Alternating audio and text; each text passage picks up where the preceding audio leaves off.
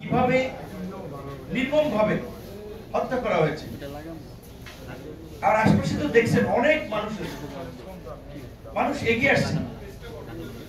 এই রকমের একটা ব্যস্ততম সড়ক, কার্যত কত মানুষ আশপাশে, কিন্তু কেউ মানে তাকে রক্ষায় এগিয়ে আসলো না। কিংবা মিটফুটের ঘটনায় যদি যান, অপরাধীর, আমরা মনে করি যে অপরাধীর কোনো রাজনৈতিক দল নাই, অপরাধীর কোনো সংগঠন নাই, তারা অপরাধী। এবং এই জন্যই আমরা বারবার বলি যে অপরাধের সাথে যারাই জড়িত থাকুক, সে রাজনৈতিক দল মত যেই থাকুক, তাকে যেন উপযুক্ত বিচারের মুখোমুখি করা হয়, যেটা দেখে অন্যরাও যেন এই ধরনের অপরাধ করতে সাহস না করে।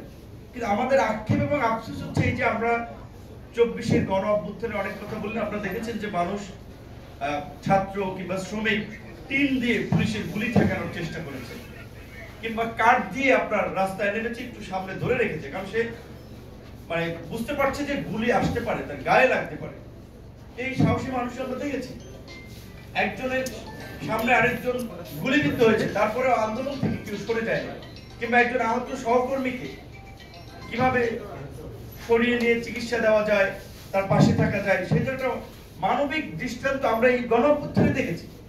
তাহলে এই যে দুটো ঘটনা ঘটলো, আশপাশে এত মানুষ ছিল, আমরা দেখলাম না যে দু একজন মানুষ এই মানুষগুলোকে রক্ষা করার জন্য এগিয়ে গেছে।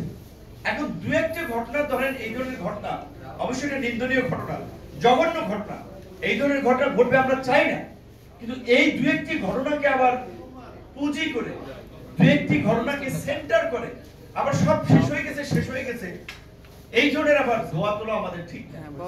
যে ধরেন ওইখানে কি স্বরাষ্ট্র উপদেষ্টা যে আসলে রক্ষা করবে, বা ধরেন উনি কি চাইলে ওইটা ইনস্ট্যান্টলি বন্ধ করতে পারতো?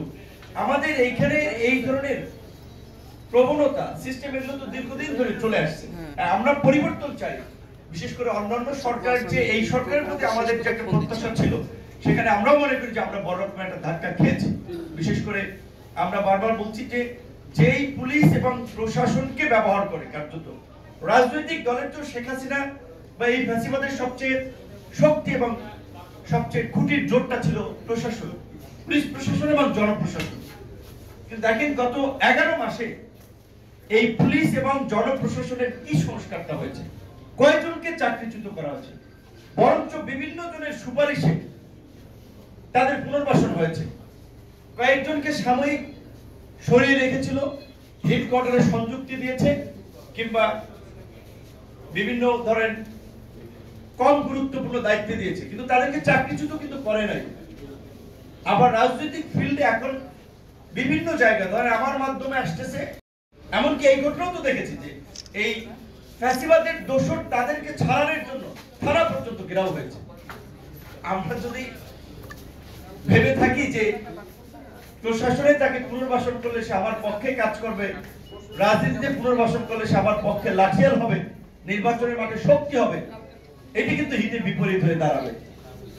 তাই আমরা আহ্বান জানাবো সকলকে যে ফ্যাসিবাদের প্রশ্নে, ফ্যাসিবাদ নির্মূলের প্রশ্নে যেন আমাদের একটা সকলের শক্ত অবস্থান থাকে। বিএনপির জায়গা থেকে বিএনপি, জামাতের জায়গা থেকে জামাত, সাকিবের জায়গা থেকে সাকিব, আমাদের জায়গা থেকে আমরা সবাই রাজনীতি করা।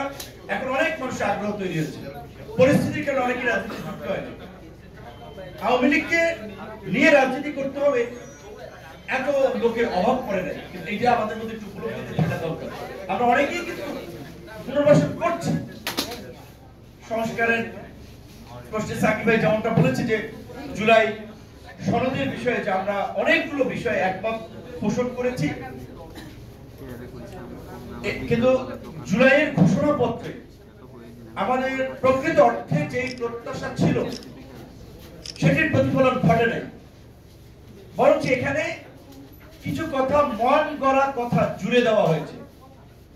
কোন কোন দলের ন্যারেটিভ তৈরি করার জন্য এইখানে একটা নতুন কি বলবেন যে কিছু পুরানো ইতিহাস কিংবা কিছু গতানুগতিক কথা নিয়ে আসা হয়েছে, এবং অনেক মূল বিষয়কে আড়াল করা হয়েছে। যেমন ধরেন এখানে আপনারা যারা হাউজে সাংবাদিক আছেন, রাজনৈতিক কর্মী আছেন, আচ্ছা ইতিহাসের ধারাবাহিকতা থাকতে পারে, এই ধরনের ঘোষণাপত্র সংক্ষিপ্ত হয়, কিন্তু অল্প কথা থাকলেও সেটার মূল্য থাকে অনেক, সেটা গুরুত্বপূর্ণ কথা হয়ে থাকে। এই গণ অভ্যুত্থানের প্রেক্ষাপটটা অবশ্যই এই 16 বছরের ফ্যাসিবাদী জমানার ফ্যাসিবাদী আমলের নির্যাতন, নিপীড়ন, গুম, খুন এগুলো মানুষের মনে ক্ষোভ তৈরি করেছে, এগুলো মানুষকে ক্ষুব্ধ করেছে, মানুষের মধ্যে অত্যাচার, নির্যাতন কিছু ক্ষেত্রে প্রতিরোধ করতে শিখিয়েছে। যেমনিভাবে আমরা 2018 সালে যখন কোটা সংস্কার আন্দোলন করেছিলাম, আমরা সরকারি চাকরির বৈষম্য নিরসনের জন্য আন্দোলন করেছিলাম। তো আমরা কি চাকরিতে ঢুকেছি? আমরা কি 18 সালে আমাদের যখন দাবি দেওয়া মেনে নেওয়া হয়েছিল প্রথম এবং দ্বিতীয় শ্রেণীর চাকরিতে, আমরা কি আন্দোলন বাদ দিয়ে দিয়েছি? বরঞ্চ কোটা সংস্কার আন্দোলনের পরে আমরা যখন ঢাকা বিশ্ববিদ্যালয়ের ডাকসু নির্বাচন পেয়েছি, নিজেদেরকে আরেকটু প্রাতিষ্ঠানিকভাবে সংগঠিত করার চেষ্টা করেছি।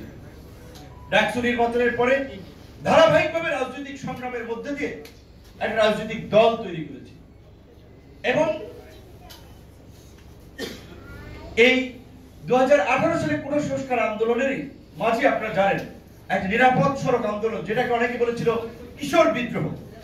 এই নিরাপদ সড়ক আন্দোলনের এই কিশোররাই দুঃসাহস দেখিয়েছিল, শেখ হাসিনাকে চ্যালেঞ্জ করেছিল, ক্ষমতাকে চ্যালেঞ্জ করেছিল, প্রধানমন্ত্রীর কার্যালয়ের গাড়িতে মার্কার দিয়ে লিখে দিয়েছিল প্রধানমন্ত্রীর লাইসেন্স কোথায়। দেখেছেন অনেক বড় বড় নেতা, পুলিশের পদস্থ কর্মকর্তা গাড়ি লাইসেন্স দেয়, কাগজ দেয়, ছাত্ররা সড়কে নামাইয়া তাকে হাঁটায় নিয়েছে এবং ওই ছাত্ররাই প্ল্যাকার্ড তুলেছিল রাষ্ট্র সংস্কার চাই, রাষ্ট্র মেরামত চাই। আন্দোলনে রাস্তা বন্ধ করা হচ্ছিল, রাষ্ট্র সংস্কার চলছে এবং কিছু ছবি ফেসবুকে আপনারা দেখেছেন কি সুন্দরভাবে একদিকে একটা লেন অ্যাম্বুলেন্স যাচ্ছে, একটা লেন রিক্সা যাচ্ছে, একটা লেনে মানুষ হেঁটে যাচ্ছে। এইভাবে আন্দোলনের মাঝখানে তারা দৃষ্টান্ত স্থাপন করে দেখিয়েছিল। সত্যিকার অর্থেই এই ছাত্রদের প্ল্যাকার্ড থেকেই, এই ছাত্রদের স্লোগান থেকেই আমাদের মনে রাজনৈতিক আকাঙ্ক্ষা জন্ম নিয়েছে যে না, আমাদের ছোট ভাইয়েরা, আমাদের কিশোরেরা, তরুণেরা যখন বলছে রাষ্ট্র মেরামত করবে, রাষ্ট্র সংস্কার করবে, তখন আমাদের কাছে মনে হয়েছে যে আমরা চেষ্টাটা করে দেখতে পারি। কারণ সত্যিকার অর্থেই অনেকেই বলে আপনি অন্য দলে যান নাই, যেতে পারতেন আপনারা। প্রকৃত অর্থে বিদ্যমান রাজনীতিকে আমাদের পছন্দ মনে হয়নি এবং তাদের অনেকেই কর্মকাণ্ড কাছাকাছি ছিল, যে কারণে মনে হয়েছে যে আমরা যদি নাও পারি অন্যকে পথ দেখাতে পারবো। দেখেন এই যে আন্দোলনের নোন ফেস, আন্দোলনের সবচেয়ে পরিচিত লিডাররা, তাহলে অধিকাংশ এই আমরা যে সংগঠন থেকে রাজনৈতিক ভাবে আজকে এই জায়গায় এসেছি, ছাত্র অধিকার পরিষদ থেকে জন্ম নিয়েছে। একটা কথা এটা আমার জায়গা থেকে এখন বলা উচিত না, কারণ এগুলো নিয়ে কাদা ছোড়াছিড়ে অযথা বিতর্ক পারে। তারপরে আবার এটা ইতিহাসের একটা কথা বলা লাগবে। কিছু কথা, কিছুদিন আগে আন্দোলনে আমাদের পরিচিত এক তরুণ ঢাকা বিশ্ববিদ্যালয়ের শিবিরের নেতা ছিলেন সাদিক কায়ুম। সে বলেছিল যে আমাদের যে ছাত্র সংগঠন, যে ছাত্র অধিকার পরিষদ, তার থেকে কিছু ছেলেদেরকে তারা মূলত আমাদের ছাত্র সংগঠন থেকে ভাগিয়ে নিয়ে দল বা সংগঠন তৈরি করার জন্য পৃষ্ঠপোষকতা করেছে, সহযোগিতা করেছে। এবং তার বয়ান সে বলছে যে 18 সালের কোটা সংস্কার আন্দোলনেও যারা ছিল তাদের সাথে শিবিরের নিয়মিত যোগাযোগ ছিল, তাদেরকে সহযোগিতা করতো। প্রকৃত অর্থে এই কথাটা যদি আমি না বলি তাহলে এটা ভুলভাবে একটা মানুষের কাছে ধারণা তৈরি হতো। আমি কিন্তু ওপেন, এটা তো লুকোচুরি কিছু। আমি বিশ্ববিদ্যালয়ে ওই চরাঞ্চলের বরিশাল, আমার ইউনিয়নের নাম চর বিশ্বাস, একেবারে প্রত্যন্ত গ্রাম অঞ্চল চর থেকে আমি উঠে এসেছি। আমার বাবা একেবারেই একজন নিম্নবিত্ত পরিবারের মানুষ। সো আমাদের মতো মানুষের, ছাত্রদের বিশ্ববিদ্যালয়ে পড়ার পাশাপাশি তাদের চিন্তা থাকে ফ্যামিলির থেকে লোড কমানো, নিজের খরচটা যদি নিজেরা চালাতে পারি, একটু কম খরচে থাকতে পারি, সেই চেষ্টাটা করি। তো আমার হলে থাকা প্রয়োজন। হলে তো থাকতে হলে ছাত্রলীগের আসলে আপনার বাইরে থাকা যায় না, ছাত্রলীগ ছাড়া। আমরা উঠেছি ছাত্রলীগের হাত ধরে, যাদেরকে পদ দিয়েছেন, কিন্তু আমাদের বরিশালের নেতা ছিলেন, আলোচনা একটা পদও দিয়েছেন। তো ছাত্রলীগের সাথে একটা সম্পৃক্ততা ওই সময় ছিল, কিন্তু ছাত্রলীগের মধ্যে থেকে এবার আন্দোলন করে এই প্রেক্ষাপট আমরা তৈরি করেছি। কিন্তু শিবিরের সাথে কার্যত আমার ওইভাবে যোগাযোগ ছিল। হয়তো আমার অন্য সহকর্মীদের চিনতে পারেন, সো এটি একটা ভুল ব্যাখ্যা হবে যখন বলা হচ্ছে যে আমাদেরকে সাপোর্ট করতে।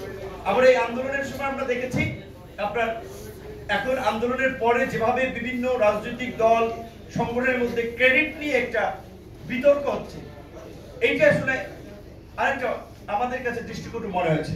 তো আমাদের অনুরোধ থাকবে আন্দোলনের, অবশ্যই সাকিব ভাই বলছে যে সমস্ত অংশীজনদের একটা ভূমিকা আছে, কন্ট্রিবিউশন আছে। আমরা প্রত্যেকের কন্ট্রিবিউশনকে স্মরণ করি এবং আমরা চাই আমাদের মধ্যে আন্দোলনের মধ্যে দিয়ে যে ঐক্য, ভ্রাতৃত্ব এবং সংহতি গড়ে উঠেছিল, সেটার মধ্যে দিয়েই সবাই মিলে আগামী বাংলাদেশে আমরা বিনির্মাণ করবো। তার জন্য আমাদের প্রয়োজন জাতীয় নির্বাচন। আশা করি অন্তর্বর্তী সরকার যেহেতু জাতীয় নির্বাচনের একটা সম্ভাব্য তারিখ ঘোষণা করেছে, খুব দ্রুত সময়ের মধ্যেই একটি জাতীয় নির্বাচন অনুষ্ঠিত হবে এবং বাংলাদেশের ইতিহাসে সেই নির্বাচন যেন একটি মডেল নির্বাচন হয়, সেই প্রত্যাশাই থাকবে। ধন্যবাদ।